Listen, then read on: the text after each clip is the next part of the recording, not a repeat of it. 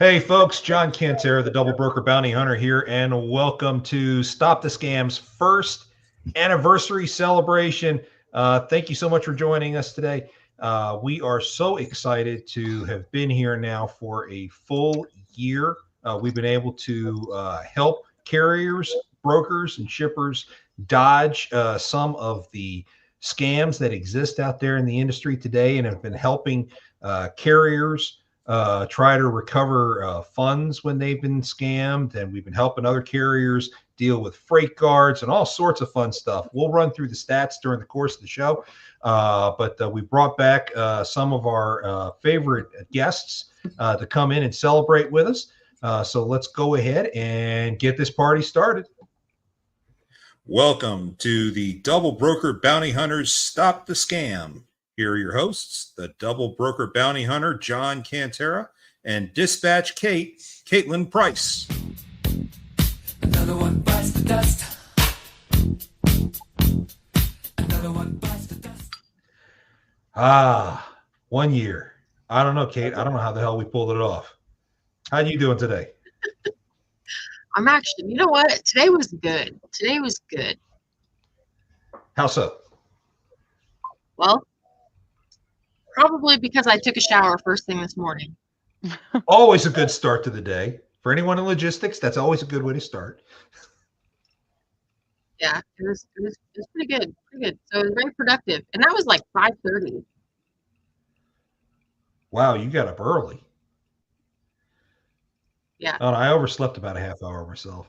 I'm worried. I overslept, and then I was left running around. But thankfully, I got ahead late last week. I think I got everybody dispatched through tomorrow. So I'm working on Wednesday now. So less pressure on me now, but it puts me in an opportunity to really start going after some of the scumbags that we are still chasing after all of this time. So lots of fun. We have some fellow scumbag fighters all hanging out with us. First off, let me go ahead and go to Jenny in a bottle. Jenny, how you doing out here today? Doing all right. How are you, John? All right. For those who haven't seen Jenny before, you probably bumped into her a few times in a couple other different podcasts. She's also a regular hanging out with Sage Outcast and a couple others. But she is very adept in commercial collections, and she has a great deal of focus on the transportation industry and sees a lot of these scams. We've done a great deal of work together in trying to get this stuff worked out, and I'm glad you were able to join us, Jenny. Anything new going on today? Nope, just the same stuff, different day, same way it's been about the last 3 or 4 years, exponentially growing every year. So I think that for you and I, we're not going to be out of a job anytime soon. I mean, that's just my 2 cents. yeah, it's every time you think you've got a lick, another scam pops up. So don't get too excited when you get one down. Oh, ain't that the truth? Okay, Danielle Spinelli, MCP, loving the house. So glad to have you. How you doing? Good. Thanks for having me. Always great to have you on board. We love hearing some of the cool things that you guys got going on, and you guys have really done a lot, especially in the last few months. So love to get an update from you on what MCP and Descartes are doing to try to make things better in this industry. And I know we're going to have you on again in a few weeks to talk about some stuff. So we'll be getting to that in a little bit. My 2 good friends and partners over at the Lounge Media Group, the hosts of the Logistics Lounge. You got the Freight Hound and you got Pedro Potato. Fellas, welcome. How you been? What's going on, John? It's great to be here. Happy anniversary. Thank you. So glad to have made it. And I credit a big part of our longevity to the Logistics Lounge. I still don't remember how it is that we got acquainted in the first place, but boy, I am so glad we did. And I tell you, I can't thank you guys enough for the support that you've provided to stop the scam over the course of the last year. Absolutely. It's great to have you all a part of the team. And I am so looking forward to going to Matt's with you all coming up here in March. That is going to be a blast. So can't wait. Don't be making promises you ain't gonna keep there, Mr. Cantera. I'm coming to Matt's. It's going to happen. I'm going to be there. All right. I can't speak for Kay, but I'm going to be there. Kay, I you coming? already was talking about it to my family the other day, so You better, it's happening. you better, if you're going, you better book a room quick. I'm telling you, man, like prices are going up. Prices are going up. I Yeah, got wife family and I up were there, just man. talking about that. Who cares? Well, okay. Well, you don't have to worry about that. All else fails, we just sleep on your floor. Ha! That will not be happening. Well, I've got a The only way client. that's happening is if you're chunking over. I mean, a per night fee. I mean, you know what I mean. hey, we don't stay in like regular things, so our room isn't cheap. Well, I've got a former can't come, Jenny. in Louisville, so I might see if we can arrange a little something with him. With who? I'm sorry, brother. A former client of mine. He's a former NFL player. Cool, bro. The Bears and the Raiders back in the early 2000s. He's a running back, Michael Jr. Great guy. Dude, tickets are free for everybody, man. So if he's in the area, he can get a ticket and come too, and y'all can meet up at the show and stuff, bro. Oh, he's definitely coming to the show. He's already talked about it. I just haven't approached him about the possibility of crashing there. Okay, and before we go to our final guest, and because he is our sponsor, we do love him so much, I do want to go ahead and run his ad real quick. If you're new in this industry, the best advice that we can possibly give you is to know your costs. And the best way to do that is with AccuBid Pro.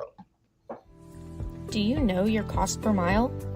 Have you been hitting your profit margins? Do you struggle with bidding in a way that is both profitable and competitive? Would it be worth it to have all this information right in front of you? By calculating your cost per mile, AccuBid Pro helps you stay profitable in an industry still struggling to recover. In order to calculate your cost per mile, AccuBid Pro asks you questions about your business expenses. Our goal is to help you understand what you need to keep operating in order to keep up with the game and maintain your business. Enter your origin and destination, and we show you what you should bid based on your personal cost per mile in order to be profitable, even including a more detailed breakdown of each bid. Download the app today and get your 30-day free trial of AccuBid Pro, available on the App Store and Google Play. Bid smarter, bid faster, bid better with AccuBid Pro.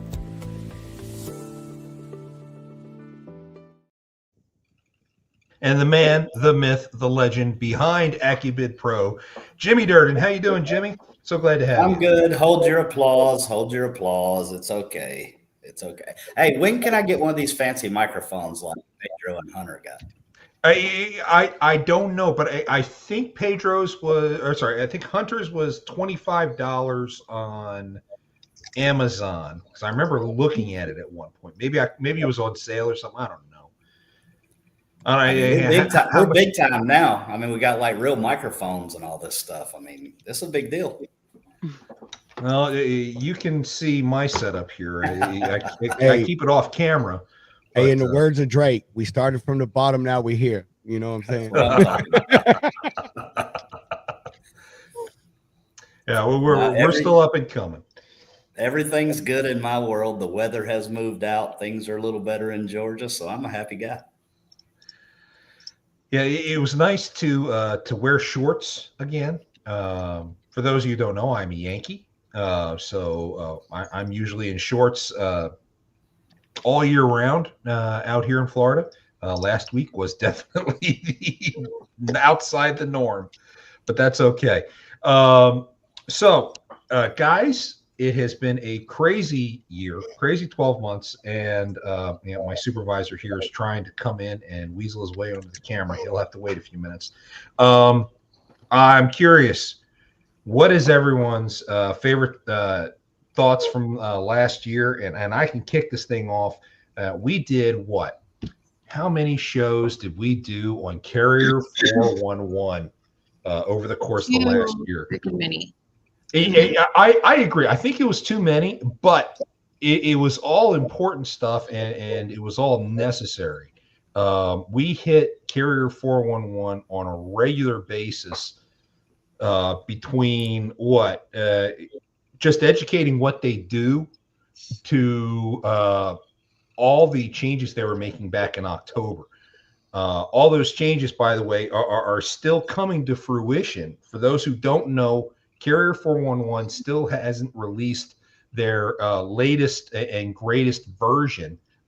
This Carrier 411, we'll call it 2.0, is expected to be released sometime in the next 30 to 60 days. And when it is, it's going to be massive sweeping changes.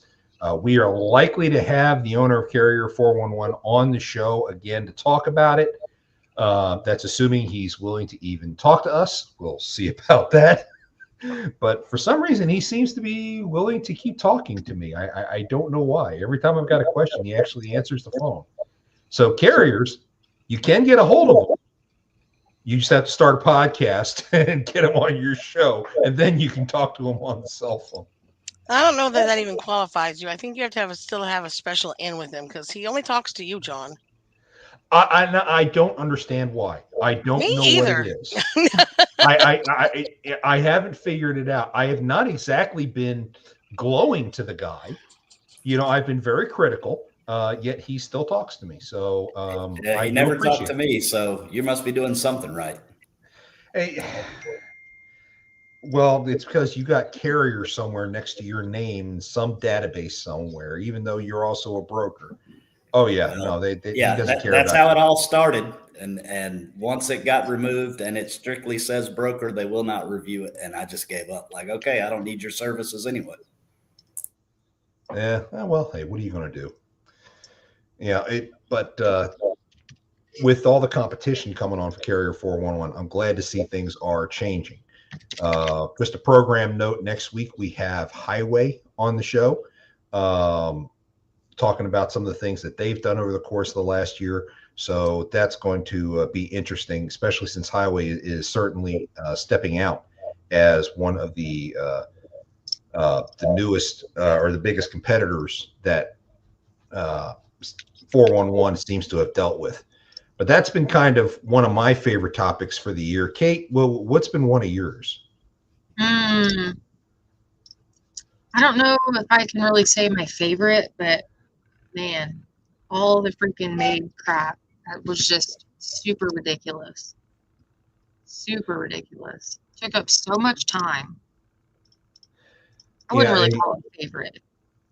Well, but it was a time-consuming freaking disaster, and I just can't wait to see that be no longer.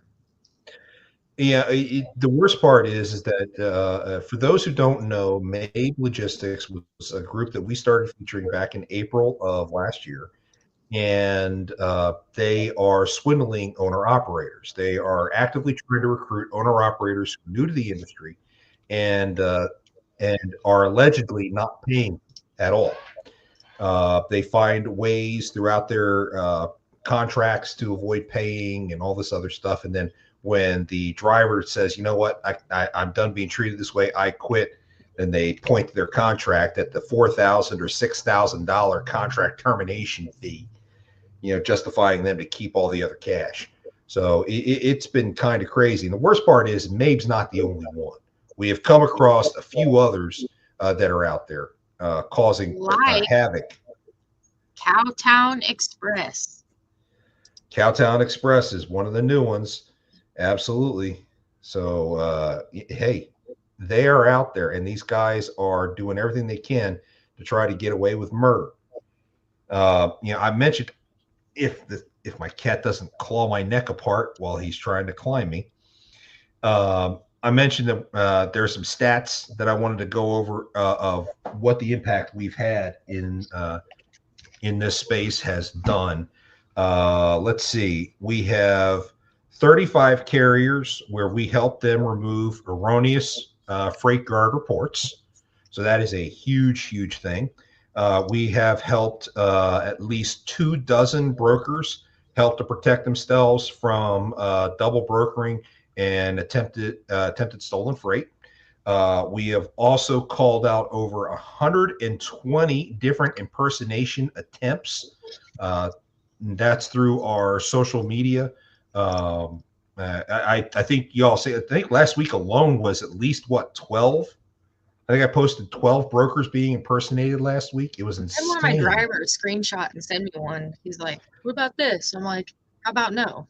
That's not real. So. And we have over 50 carriers that we've helped to recover monies after they've been scammed and they haven't been paid by whoever it was that scammed them. So I like to think that we've done a great deal of good in the industry as a result of everything that we've been up to. And we are certainly looking forward to doing a whole lot more. And he was up on the stage and then he's back down again. Jeff Dickinson, how you doing, sir? Thank you for joining us. Hey, sorry for my lateness. I had one of those days, my friend. Oh, it's quite all right. Quite all right.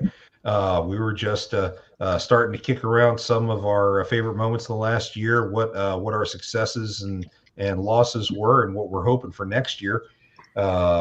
But I think you are probably one of the luckiest people out there not having been touched by these scammers in how many years? 42 years. 42 years.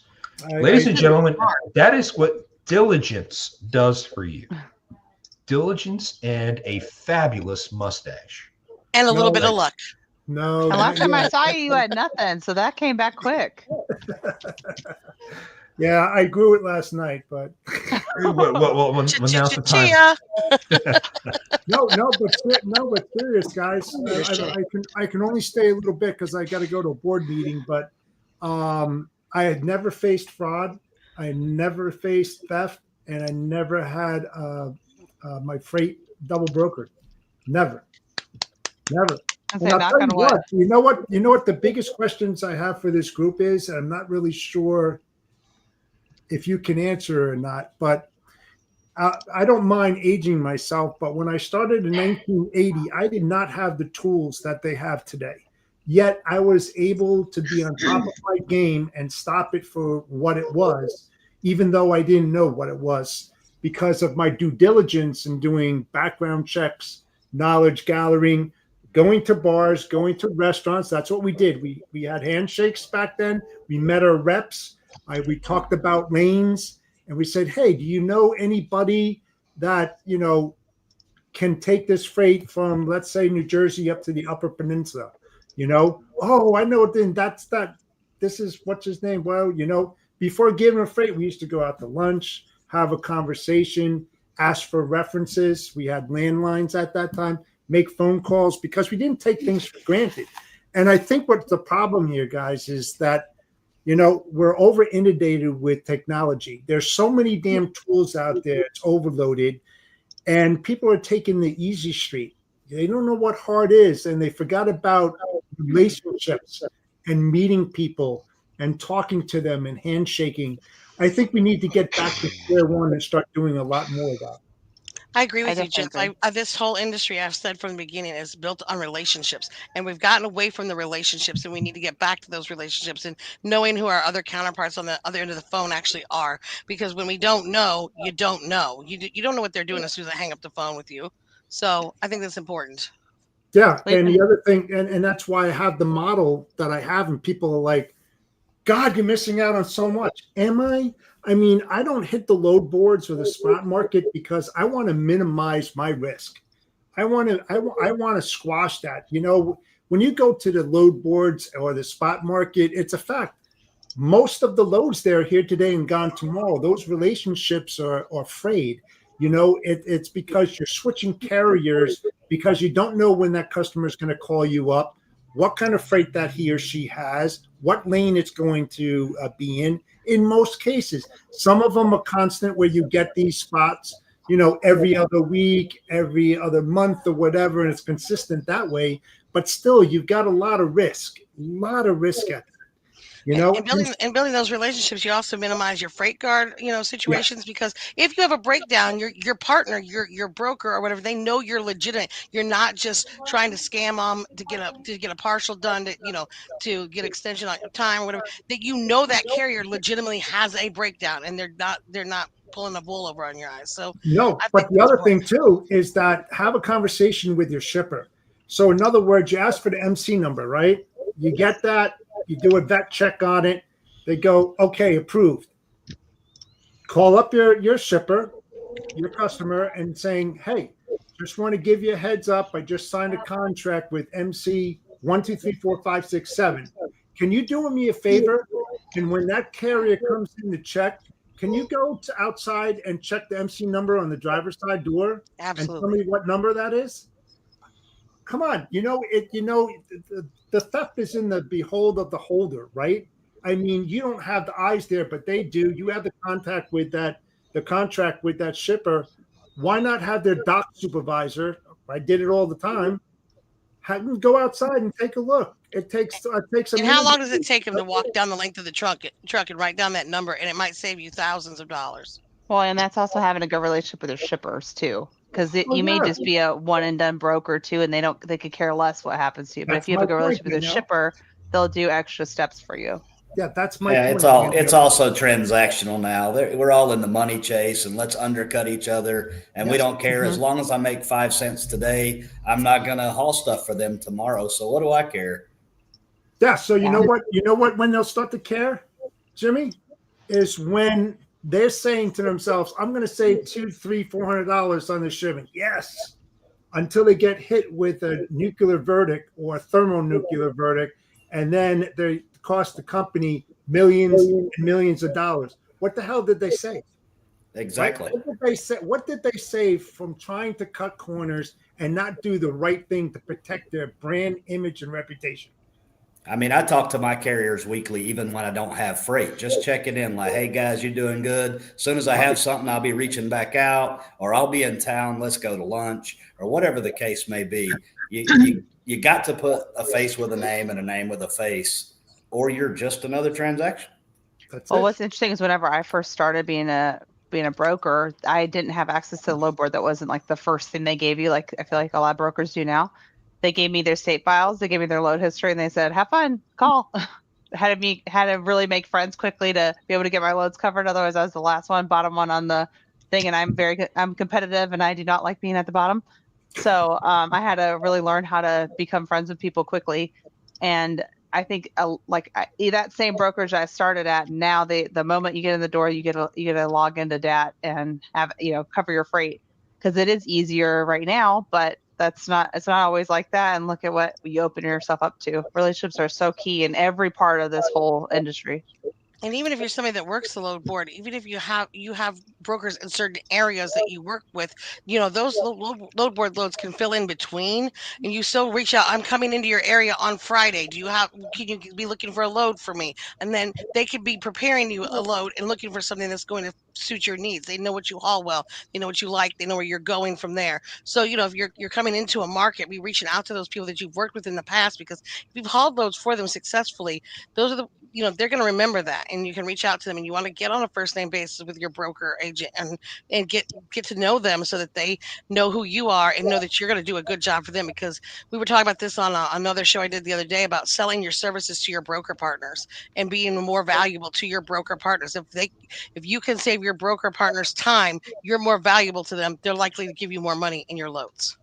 Yeah, and as a broker, whenever I had a carrier calling me saying, "Hey, what do you got today? What do you got today?" I mean, that I always remember that guy the moment a load popped up. Oh yeah, he said he was here, because I remember he called me every day and without fail. Yep. That's usually how I start my days dispatching. Is there's a handful of probably about 24 brokers that I call on a regular basis. Say, hey, this is where I've got stuff. You got anything in those areas, et cetera, et cetera. Yeah, I am working on I've never sent out that email blast to every broker I know to say, okay, this is where all my trucks are. I never really did that because it felt so impersonal. but to keep up with the Joneses, I think I need to start doing that. But Yeah, it our is what it TMS had is, that. unfortunately. Our TMS had the portal, and so I used to send that. But I started with an email. Hey, how's your day? Blah blah blah. Hey, I'm going to shoot you over my loads and see where your trucks are at. See if you can line something. But I think even before you send an email, doing that personal touch, because sometimes it's too much to talk about over the phone. All your lanes or where all your trucks are. But just a simple, hey, how's your day? I heard it's freezing where you're at. I heard it snowed in Florida. Simple things like that. People remember you. So. Yeah, a lot of problems also um, grow from shippers trying to cover their one-offs, and they do it themselves. And they're like, "Hey, can you cover a load from New Jersey to the Upper Peninsula?" I'll use that as as an example. They don't know this carrier; they just know they got to get it out. So they make a phone call. They don't do the vetting or anything like that. That's where thieves lie, right then and there. It's you got to be careful nowadays more than ever, or you're gonna get hit with a nuclear bomb, man, and it's gonna hurt. It's gonna hurt real bad, real I bad. said to a broker the other day that fraud starts, in with the brokers just because they're the first line of defense. They pick the carrier next. Okay, if that carrier is not a good carrier, if they're a fraudulent carrier, then we're in trouble. And I had a broker tell me the other day, I don't have to vet my carriers because they have authority, and the FMCSA says that they're good. And I said, well, boy, that doesn't really hold true, because though then I would just say, well, the brokers have authority too. They've been vetted by the FMCSA. They have authority, so they're good. I said that doesn't work. So they have to vet their carriers, and so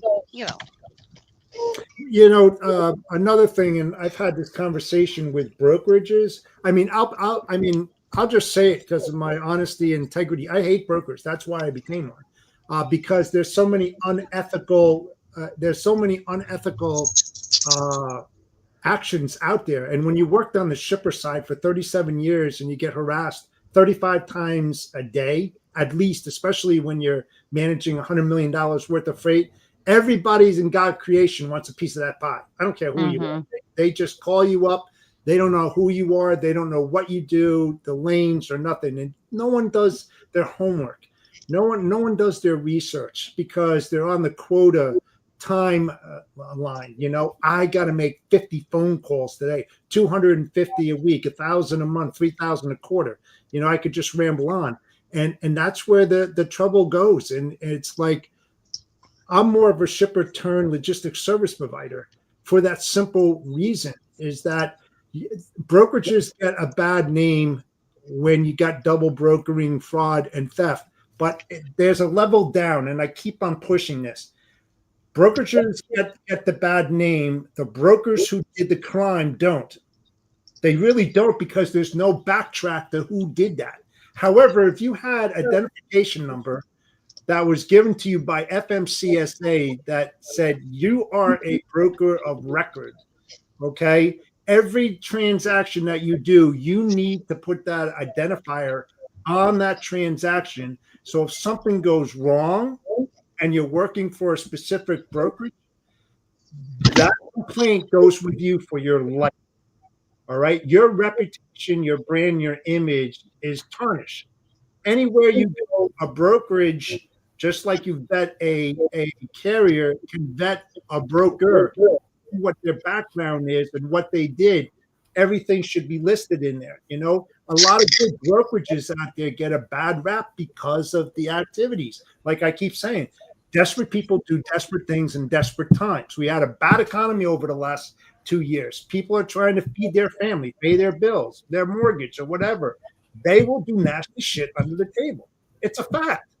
There's no way, two ways around it. I'd like to hear from the panel also. What if you had one piece of advice to give either your broker or your shipper or your carrier counterparts? What would it be? And my advice would be for carriers to carry a different colored ink pen other than black with them in their truck to sign their paperwork with. And they must put some notation on every piece of paperwork, an in and out time, their initials, whatever. The reason for that is if ever there's two pieces of paperwork and they're all in black and white, well, if you have yours as in color, you do a color scan of it. You can show this is the correct copy. This is the correct scan. And I tell people, I don't care if it's purple. I don't care if it's red. I don't care if it's green. Carry a different colored marker, a pen, or get a stamp with your, if you're an owner operator, with your MC number on it, and use with different colors of stamp ink and stamp every one of those, and you're going to know that that's my official, my official BOL. From my side, I'm a small broker, so from my side, and I'm going to have to jump out here in a little bit, guys. I got another meeting I got to attend, but I would say broker to broker, slow down. Like Jeff said, there's a million tools in the world, but they don't matter if you overlook them. You don't need one tool, but safer, and you can find 4 different ways to find out if a carrier is who they say they are by doing your diligence. Is he emailing you from the same email address? Did you call him on his listed phone number? There are so many ways if you'll slow down and do it. And I know it's hot, man. I got to cover this load right now, move to the next thing. No, because if you screw this one up as a broker working for me, I hold the note. I pay you up front, but guess what? If I get screwed, who pays me back? That comes out of you. I don't take those hits. So slow down. From my personal standpoint to a carrier, because I'm AccuBid Pro, baby. I'm a broker. I built a tool for carriers. To the carriers, know your cost. Brokers are going to keep every dollar you let them keep, but don't let them screw you.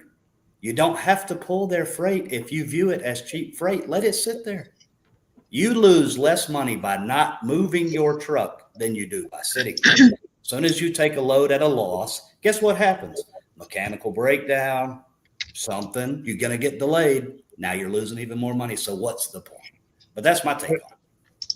Yep. Like one of my really good friends said, the carriers right now, they're one breakdown away from bankruptcy because of that, because of exactly what you're saying, Jimmy. It's that they can't even buy a set of tires, or they'll Jimmy rig, a brake canister and get a coat hanger and hang it up that way. I mean, you look at glad handles and airline locks or all that kind of stuff. You can see they're frayed. They're not taken care of or anything. They can't even replace it. That's why you got to reinforce, and I keep saying it, pre-check inspections on every single vehicle. It says that's a mandatory requirement when you attain your CDL license, number one, and it's mandatory that you do a pre-check inspection before you move that freight on every single load, because they don't realize it that if they fill out a DVR because they're like, fuck, I'm not going to go and do that thing. If they fill out a DVIR, they get in their truck and they drive 300 miles away from the pickup. They blow a steer tire, right? And cause a fatality and take out a family of 4, right? What do you think the crash forensics guy is going to find out? Oh, yeah, I did. Well, you said you had 30 seconds of tread left on that tire. I'm saying belts, right? That's where you get these nuclear verdicts and these thermonuclear verdicts from cutting corners. And that tells me, number one, how irresponsible the driver is, not to his shipper, not just to his broker, but to his family. He doesn't give a crap about his family. He doesn't give a crap about his fellow American on the road. And I said this before, and Rob knows about it. Hunter knows about it. And I learned this from Matt Leffler. 21.6% of all the trucks on the road, 5 million. That's 1 million trucks on the road. 1 out of 4 OOS or unroadworthy. Just think about that. We're talking tankers. That's crazy. Preventative maintenance is the best cost you can have. Yeah, taking reefers, tankers, dry vans, all into accountability. That's scary. So I always tell my wife and my mother-in-law and my friends, when you go past a tractor trailer, get the hell away from it as fast as possible, then slow down. But don't sit next to it because you don't know what the hell is going to happen. Especially when you drive by and you see sparks coming out of the wheels. You're like, well, preventative maintenance, if you're trying to decide between preventative maintenance and something else, I would always choose preventative maintenance because it will save you in the end. Well, same thing with brokers. Carriers, slow down. Take that extra step before you jump in your truck, I think. Yes, and with the having, to me, my biggest thing is have a relationship with people, just like we've been talking about. Relationships with your shippers, relationships with your carriers. To me, that would take away a lot of the fraud. You'll get more business. Have just better service all the way around. So, I mean, of course I love my tool and how we can find new people. And sometimes your regular guy's not going to be there and you're going to have to use something to vet. But in the end, you really want to mitigate your risk by having somebody you know. So, guys, I got to scoot. Thanks for having me on there, Mr. John. I'll talk to you soon. Thank you, Jeff. Take care. coming. Thank you, Jeff. Adios. Take it easy. I good to see you. Yeah, I have to agree. The spot market is a source for a great amount of the fraud that's going on in this industry. You know, and you have a lot of new guys coming into this market who don't understand how the industry is supposed to run. They don't have the relationships built up before they get started, and that's how they get suckered into all these too good to be true scams and whatnot. If you're a dispatcher, if you're a carrier, the load board is not the end all be all. In fact, the load board is usually the scraps. So, you know, if you're living every day off the load board, you need to find a better way to live. Now, most dispatchers, we have our core set of brokers that we rely on. We probably still have to rely on board 25+% a day, which, okay, that happens. But it's not the end all be all. You need multiple ways to be able to function in this industry and to be able to function at a profit. And it's a quick way to go out of business. If you're going to live on the load board, it's a quick way to go out of business. Because honestly, if it's nut cutting time, you're not going to get there. You're going to be taking very low end freight, maybe just covering your cost. And God forbid you took a load and ran into Florida and you did that at just covering your cost. You know, not to talk about your state there, John, but you know how it is. You have to go down there for some money to get out and keep your pants on. So if you're in there every day and you're living off the load board, you might as well hang it up. I mean, the sad part is where most of us live and carriers don't think about it. I know it's hard to do, and that's what brokers are here for. But around every corner now, there's an industrial park. Why aren't you in your free time out talking to these people, trying to hustle up some permanent freight, or saying who moves your freight? And then you can call Joe the broker. Hey, Joe the broker, I live right here. Can we communicate more on the lanes you have?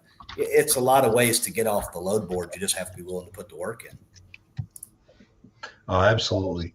These guys, eventually things are going to turn around. But for right now, look at the last 2 weeks. There has been a significant drop in the amount of freight that's out there over the last 2 weeks. Really? Because I think there's a lot more. Really? I've been having a hard time. I'm seeing a dramatic reduction, at least across the South and on the East Coast. Now, I attribute a lot of that to, because a lot of the freight that I usually end up getting is stuff going through ports or something along those lines. I think a lot of that has to do with a lot of people guessing as to what direction the administration is going to go on with tariffs. So I think that's got an impact as to why things are slowed down, at least in my world. But you know, at least rates are coming up to where they're almost where they should be. I think I've seen an easy 5% increase month over month since December, and I'm hoping to see another 5 over the course of the next month. I think Jimmy has East Coast has been slow. I mean, it's been a lot. You know, the port strike for one. You still got the conflict in Israel, you know, and the striking vessels there. So they're taking the long way around. I don't know what's going on. Hopefully that'll free up soon. But Kate, if you're seeing something good, that's awesome, because I'm still seeing it slow here in the South. I've just seen more freight. Not necessarily that pays better, but I have seen more freight. So pays better. Hopefully it's gonna come around, but you know, I'd just like to see more right this second. So. But yeah, I do got to bail, guys. Thanks for having me on. I love the program, everything that the Lounge Media Group's doing. Stop the scam. Y'all are my people. We'll talk later. Thank you so much, Jimmy. We appreciate your support, sir. Yeah. See y'all. Thank you. Another one bites the dust. How apropos. How apropos. Yeah. You know, one of the things that I will say about some of these rates that are out there. Yeah, it's still not great, but carriers, if you don't like what you're seeing, don't take it. I had a former client of mine from back in my old days when I was working with an advocacy group reach out to me earlier today, where he was being threatened with a freight guard because he had stacked a partial onto a dedicated load. Dedicated load only, it was a hot shot. It only took 10 feet, and he had 30 feet of space left and plenty of weight capacity. So he took on additional freight, and then he got summoned back to the original shipper for an extra piece. So they realized, oh, wait a minute, what's this extra freight on here? Oh, well, you're not supposed to be doing that. So they hit him with a huge fine, 60% of the rate confirmation. Wow. And he's like, John, what can I do to fight this? And I was like, nothing. You gambled, you got caught. Yeah. You gambled, you got caught. I understand why you did it, and I get why you did it, and I get you had to backtrack and all, but you are caught between a rock and a hard place. Accept whatever they're willing to give you and move on with your life. Learn the lesson. Yeah. Don't sign those contracts if you don't want to follow them, because it'll bite you if you're doing the wrong thing. I had a lady that she picked up her driver picked up a load, and it was supposed to deliver one day. They got there the day early. They went by the receiver to see if they were willing to receive, and they said, no, we're going to wait till tomorrow. And then they said, no, we have to have this today. We can get started working on it. We'll take it today if your driver will help us unload. So she tried to reach out to the broker a couple of times, didn't get a response. They went ahead and unloaded because that's what the receiver wanted. And then she got hit with a $500 early delivery fine because they had a forklift scheduled to help unload this if they needed it, and that forklift was going to come in the next day at 9 o'clock in the morning. And because they didn't get the okay, and then the fee schedule, it says if you don't have pre-approval from the broker, $500 early delivery fee. She says, what can I do? I said, you signed the contract. It says $500 and you didn't get an answer. You should have said to the receiver, look, I know you really want this today, and I'd love to give it to you, but I have to get permission first, or otherwise it's a fine to me. And I actually told her they could have actually fined you for the forklift as well as a $500 early delivery fee, because you caused them to take on additional loss and damage by not being able to cancel that forklift in time. So and actually the broker actually came back and did her a solid and said, look, let's settle for a $200 early delivery fee and we'll both walk away. But I said, that's solid right there. I'd take that. But not everyone's going to give it to you. Yeah, you have to pay attention at a medical facility. It was medical. Oh, Walmart's notorious for that too. Mm-hmm. Yeah. So watch what you're signing, people. Read your contracts and know what you sign.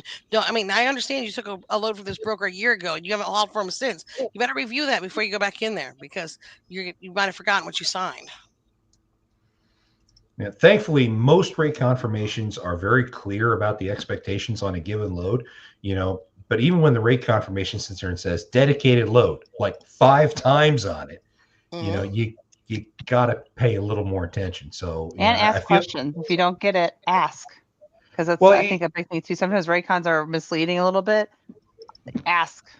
Well, a case in point of that, Danielle. I had a carrier who was making a delivery in Kentucky today. The rate confirmation said deliver between 2 and 5.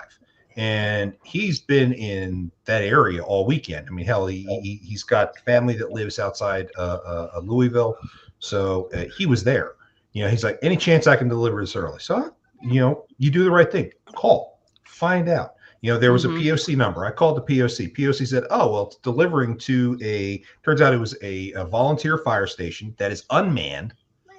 So no one would be there anyway. And he was the only one who was going to be coming to receive it. And he said, yeah, I'll be pulling up right at 2 o'clock. He's like, if you want to start unloading it, drop all the pallets to the ground and just have it there, and we'll sign it as soon as I show up. You can do that. But, I'm not going to be there until that time. Okay. Well, at least now we know, and keep the broker informed. The worst thing in the world is to sit there and go behind a broker's back to try to get something done, because that's when you do get hit with these little fines where they nickel and dime you to death for doing stupid things. And as a broker, whenever you aren't aware of things and then your shipper is calling you, asking you questions, you're like, that didn't happen. And then they're like, yes, it did. You look like, you just look dumb. And that, honestly, like, as a broker, I'm like, I'm hitting them with the fine regardless, because it's in the contract, and now I look dumb. And this person thought she was doing her broker a solid by providing excellent customer service, because that's what the receiver wanted. But it ultimately cost them cost that broker more money because they had a forklift they had to cancel that they didn't get canceled in time. And so while you think you're doing the right thing by providing excellent customer service, there may be a reason that you cannot deliver early and you're not aware of it. So, don't just take that for granted. Ask the question. Well, Just kind of like our ask. whole message, I feel like today is pick up the phone and talk to people on all fronts, vetting a carrier, building relationships, figuring out if you can deliver early, call. I think somebody, whoever said that earlier about all the tech out there, there's so much tech out there. I think everybody's forgetting that there's also the regular OG phone line. Make a call, talk to them. Look, carriers complain about how much brokers bother them. Bother your broker. Call them. Find a reason to call them. Yeah, that doesn't hurt. This thing here is not just for playing games where you get to slash up little critters. Okay, you actually can use it as a communications device. Granted, hey, I'm an old guy. I get it. I actually use a phone as a phone, and you younger whippersnappers do bigger and better things. Okay, that's fine, but come on, man. Yeah, I mean, I'm a huge email person. Like whenever, especially when I was a broker, I'm a huge email person. Like I'd rather email all day than talk on the phone. But especially if you're getting like I don't know, feeling like I trust your gut, call, talk to them. It just takes a second. Usually, a lot of times they don't even answer. Figure out who you're dealing with. I mean, like with our service, like you can vet them all day long, but at the end of the day, just because they have like a no inspections things doesn't mean they're a bad guy. There's more to vetting than just what a tool can give you. Like I was going to mention earlier, but like becoming I talk to brand new brokers all day long, and they're like, oh, well, I'm like, hey, we have this. If you see this red flag, ask this question. They're like, I didn't even know that was a thing. Educate yourself, listen to podcasts like this and hear what's going on out there. Cause there's so much, I just learned something the other day. I'm on the TIA fraud task force, whatever I guess it's called. And they're talking about how with BOLs, or BOL fraud, which I know, Jenny knows a lot about, but how they're taking those sensors and they're putting it in paint cans and I'm like, what? I didn't even know this was, I had no idea. I've been out of the game for a year and a half and learning so much more about new scam things that they do. So you got to stay up with it. I'm a little confused here. You talking about putting like fake BOLs in like paint cans? No, I'm sorry. Okay. Or you're talking about tracking devices? Or? So there's like the tracking devices that go on the pallets. So here's what I heard. Okay. They have the tracking devices that go on the pallets, which has like a light sensor. So they wait till it's nighttime. They get into the trailer without breaking the seal. However they do that. They put this tracking device into a paint can. They drop the paint can off at the receiver, so it looks like it made it there. They falsify BOLs, take a couple pallets off, then deliver it a couple pallets short. So then, like, the receiver and the broker has no idea until months later about all this falsified information, pallets missing, until they're like, hey, our inventory is low, what's going on? They track it down. By the time the customer or the shipper or the broker know, it's like 9 months to a year later and they're getting hit. And what do you there's no way to like find out exactly what happened or anything. Even narrowing down the carrier, I feel like is hard. So that's one that I just learned about, and that's a tough one to try to stop. So other than having like electronic BOLs, I don't really know what else you would do. Pretty wild. I'll kick that one around for a while. The impersonation, I think, is the biggest problem that we're seeing right now. Between carriers being impersonated left and right, brokers being impersonated left and right, you never know who to trust. And shippers, exactly. You never know who to trust on the other end of that phone. We have seen brokers get completely screwed. You get a scammer faking that they're a shipper and cozying up to a new broker, a new agent who doesn't know better, thinks they've got this new customer that's a lock and all this good stuff. Then all of a sudden they start getting loads. Okay, hey, great. We're working on a 30 or 60 day net terms. Okay, that's fine. Start paying out the drivers. 30, 60 days comes by. All of a sudden, hey, where's my money? Wait a minute. Where'd my customer go? I just had an identity theft today. Whoa. This stuff's crazy. It's so out of hand. If whoever solves how to deal with this is going to make a mint. Yeah, which You on know? our side, that's why the whole impersonating thing, that's been honestly our biggest tackle because you don't know if the carrier is actually in on it. Because that's kind of a big thing too. So we have the two-factor authentication, just like you do whenever you like log into your bank. But even with that now, we're still having like carriers saying, "Oh, well, they hacked into my this and that." It's like, well, you got the code sent to your cell phone, so do they have your cell phone as well? Are you in on it? Like, what is happening? And I think a lot of times they are in on it more than you think, unfortunately. But it's hard to even vet that. How are you supposed to vet that whenever they're literally just wanting to commit crimes and they didn't yesterday? So. Yeah, I think it was Jeff that was talking about desperation. Mm-hmm. A lot of these guys are getting desperate. I mean, look at the number of MCs that existed 2 years ago versus today. We've seen a contraction of, I think, better than 40% within the industry among brokers and carriers. Okay, Yeah. we're down, I think I want to say to 360,000 total authorities now today. And that's dramatically lower than 2 years ago. So we've either made some headway in getting rid of some of the bad guys, or the bad guys have stopped just getting their own MCs, and they're just out there just stealing everybody else's, which is what I think is happening. Me too. I'm Yeah. not sure how much real capacity has gone away. Right. Compared to the inflated capacity of a couple of years ago. It's not something that's going away anytime soon. And I think, frankly, everyone here is going to have a job dealing with fighting fraud for quite some time to come. Unfortunately, yeah, I know. It's like I wish, it's funny because like our platform was originally built on insurance monitoring and then packet onboarding, and then now has been like we're a fraud detection thing, and that's just because of new things. But you're right. I don't think it's going to go away. That every single time I talk, like I just talked to another customer, or hopefully going to be a new customer, and they had 5 loads stolen. And you look up the carriers, and honestly, they looked okay prior, but the carrier even said, yeah, we all met up at a truck stop and just decided this is what we're going to do. Like that's what they admitted to this guy.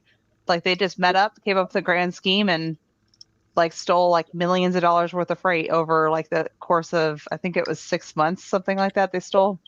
So yeah, they just woke up one day and like how are you supposed to prevent that? That's also a big thing. People are getting desperate, like you said. Here's the other part about that. Has there been anything done by law enforcement over something? Oh, right. And then it's like at what limit, like you have to hit a certain limit before like FBI gets involved or certain people get involved from that front. And they're like, FMCSA will be like, yeah, report it to so-and-so. And with what? Like, what are you going to do with it? They even know exactly the person who did it. Like they have their ID was scanned in whenever they did the pickup and delivery. It's the same person. They vetted that. Like they know exactly who stole it. They can't do anything about it. It's wild. Yeah, you'd think in cases like that, we'd actually be able to do something. And the fact that we're not is why this is continuing to get worse. It's why people like MABE Logistics are able to keep doing the stuff that they're doing because you can't get law enforcement to go after them. It's a losing battle. But it's a battle that still has to be fought because this is transportation. This is the backbone of the U.S. economy. And if this falls, right, where next? Well, and then what I love about like MCP and Freight Validate Dale Prax is working directly with FMCSA. I mean, I like congratulate Dale Prax all the time because he officially got FMCSA to realize virtual addresses and stopping just that alone. I feel like is a lot of reason why there's not that many new MCs that are coming in because they can't just put whatever address. They have to actually use a real address.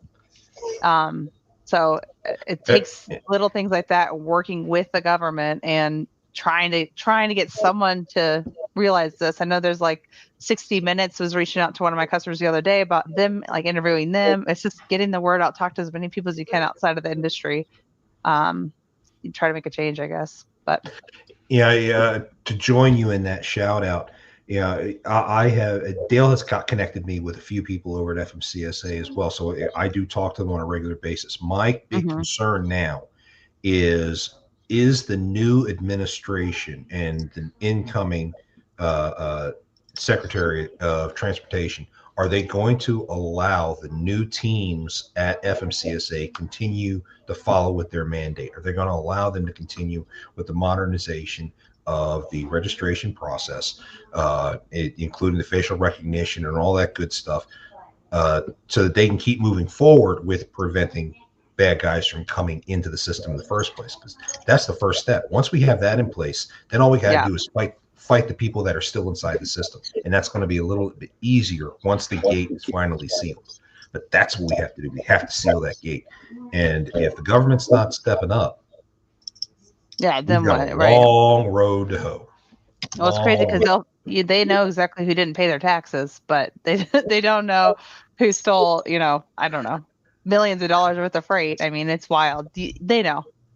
Yeah, I think, and same thing, like if that does get pushed back, it takes the same, like kind of restarting over again with this administration. We need to, hit people as much as we can, get in front of people who know people within, the logistics industry is really large. I have people who grew up with somebody who's in there, talk to people outside of the industry too, to get awareness out there. I think is a good point. I think like Dale taught me that. So I think we're going to see a lot more of Dale in the future. He just sold his brokerage, and he is now putting all of his time into Freight Validate.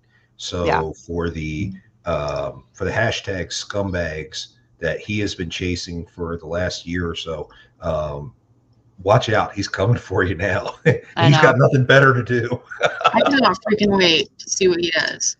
Yeah, I'm really glad that we work with him because he's brilliant. Like, I mean, I had that issue the other day. I called him on. I'm like, we look up these guys, and like 5 minutes later, it's him driving back down from Tennessee to Florida. He's like, let me pull over, whips up all this information. I'm like, I don't even understand how you find all this. Like, I thought I was a good detective. Nope, not like he is. So, yeah. He has a set of tools, and I only know of half of them. And I think he hoards a lot of that information. He's like, I know things, and I still want to know. I still want to keep that here. But that's why he developed such a great platform, though, so that way people can use his knowledge, to get in there. So I'm so glad that that's, we're partnered up. Oh yeah, and for those of you who aren't familiar with Freight Validate, if you ever do a demo with them, or you actually do participate and sign up with them, you get an immense amount of information on scumbags. There are all the justification as to why they are not validated is in all the notes right there. I mean, and the images are there now. Yeah, he's like actually showing the images of the business license, and like that one, hopefully going to be customer. Those loads that got stolen that showed what we found in Freight Validate, or what he found in Freight Validate in those documents, and I'm like, show this to the police, show this, that you have all this records on these people. You have their license, you know exactly who they are, where they are. To me, it's an open, closed case. But yeah, at the very least, those who are financially harmed can at least go and do civil litigation based on the information that's out there. So there's some opportunity for relief if you know how to do it, and if you can afford the attorney in the first place. Sorry, you need to be able to afford the attorney, which most carriers around here can't do, because no one's going to take these cases on pro bono. No, it's not going to happen. Not going to happen. We are coming up towards the end of the hour, so I'd like to give whoever's left on the panel a final parting shot. Any final questions, comments, concerns? Jenny, we're going to start with you. Just slow down and take your time. I know the load boards are hot. I know brokers are trying to get loads done quickly. It's sort of like you got to slow down to go fast. You got to take your time in order to be successful. Otherwise, you're going to take a hit where it really hurts. And those are the ones that don't make it usually. So know your numbers, know your costs, do your diligence, slow down, build relationships. I think that's been the theme for tonight, and what we've built up over the whole year of these shows that we've done together, all of us. Ultimately, that's what they come down to. Treat others as you want to be treated. Well said. Well said. Jinx. Pinch Coke, you owe me Coke. Great minds think alike. Danielle, your shot. Well, I feel like she just hit everything. Yeah, I totally agree with all that. And I think just really learn as much as you can, listen to as many shows as you can. I want as much stories as you guys can give me. If something happened to you guys out there, hit me up on LinkedIn. Tell me everything that happened. I want to know all the details. I mean, me not being in the field anymore, I love and I hate at the same time because I don't get to see it all. And I love learning about this stuff. So I guess that's my 2 cents. Talk about it. And because a lot of brokers, carriers, they are almost ashamed that it happened to them. But really, that's how we all learn from each other, is talking about it. So if you don't want to be the person that's out there on a podcast talking about it, I don't mind to not use your information, but share your story still so others can get, just like that paint can thing I said. I mean, who would have known that that was a thing? So sharing that information, that's how we all kind of come together and stop it. And I just want to say Stop one thing the on that. scam. Like, just like you don't want to be the one that's been scammed. It's just like you don't want to be the one that didn't get paid either. That happens in collections. You call people, what do you owe? And they don't want to tell you because they don't want you to know that someone got over on them. Look, so we can't help you if you don't share the story with us. We can get your story out there. We don't have to identify you, but it will help somebody else in the end not be in that same situation you're in. Yeah. Because you actually have quite a bit of time to collect on stuff that you haven't been paid on, and a lot of people have no idea that they can go after this stuff still. 18 months at a minimum, and then if it's intrastate, it's reverts to state contract law, which is 3 years to 10 years.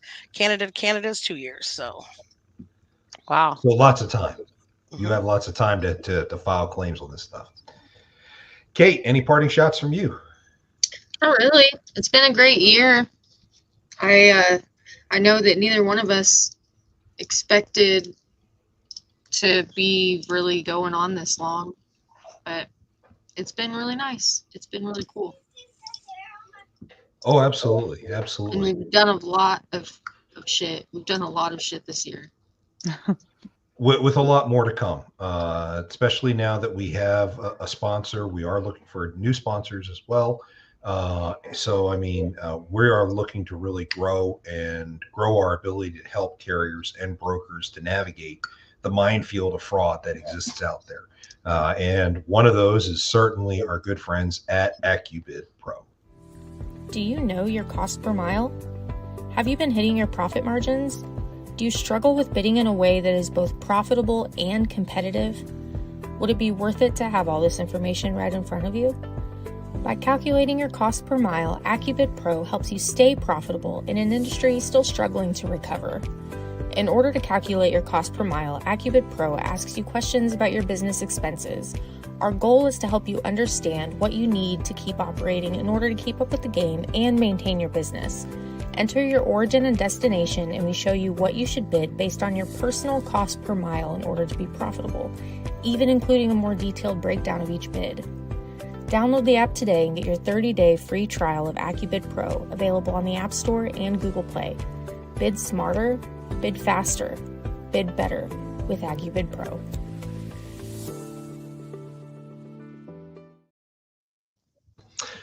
Yeah, I would like to go ahead and wrap up the show. I feel so giddy that we've made it this far. I feel like a little boy, and especially when you combine that with the super rare snow that we had last week. I want to throw this up here real quick. Oh, how the heck do I start this thing? There we go. I live, in case you don't know, in Pensacola, Florida. For those of you who are familiar, Pensacola is well known for its beaches, for its sunshine, for the warmth.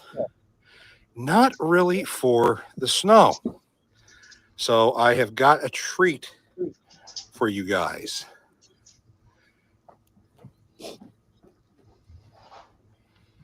I've spent probably the better part of my day dealing with dispatching and all the other fun stuff that I do when fighting fraud. But today, I think I'm going to revert to a childlike state here in Pensacola, Florida, and have a little bit of fun.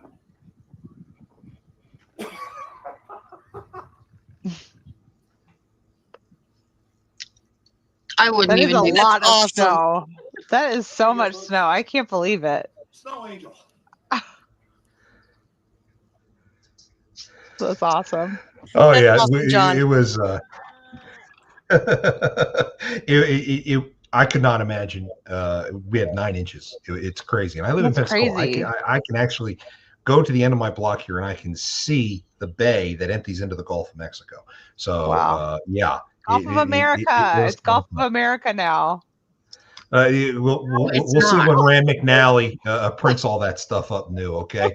In the meantime, Stop the Scam will continue into its next year live Mondays, 5 p.m. Central on all the Lounge Media Group social media outlets. Be sure to check us out. You will see Danielle again in a few weeks on, what was it? Was it the 14th?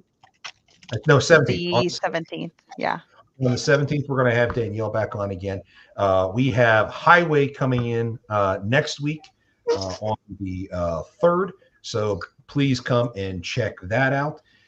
If you have any issues, and if you've been trying to reach us at our new email addresses, we did discover we had a problem with them. That is now fixed. But these are the new email addresses. You can get a hold of Kate at kprice@stopthescampodcast.com, or you can get a hold of me, the Double Broker Bounty Hunter, at jcantera@stopthescampodcast.com. Stay safe out there, folks. And whatever you do, don't let scammers take you for a ride. We will see you.